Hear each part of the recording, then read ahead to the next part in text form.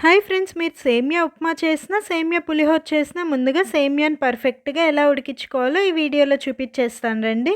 ముందుగా ఒక ప్యాన్‌లో 1 టీ స్పూన్ ఆయిల్‌ని వేసుకొని, ఒక కప్పు సేమియా తీసుకున్నాను. మీరు ఏ బ్రాండ్ సేమియా అయినా తీసుకోవచ్చు. నేను ఇక్కడ బాంబినో వెర్మిసిల్లీ సేమియా తీసుకున్నాను. సేమియా మాడిపోకుండా మధ్య మధ్యలో కలుపుతూ లో ఫ్లేమ్‌లోనే 5 నిమిషాలు ఫ్రై చేసుకోండి. నేను వీడియో క్లిప్‌లో చూపిస్తున్న విధంగా సేమియా మొత్తం ఇలా గోల్డెన్ బ్రౌన్ కలర్ వచ్చే వరకు బాగా ఫ్రై చేసుకోవాలి. ఫ్రై చేసుకున్న సేమియాని రెడీగా పక్కన పెట్టేసి, సేమియాని ఉడికించడం కోసం స్టవ్ మీద ఒక గిన్నె పెట్టేసి, ఏ కప్పుతో సేమియా తీసుకున్నారో అదే కప్‌తో 4 కప్స్ వరకు వాటర్ వేసుకోండి.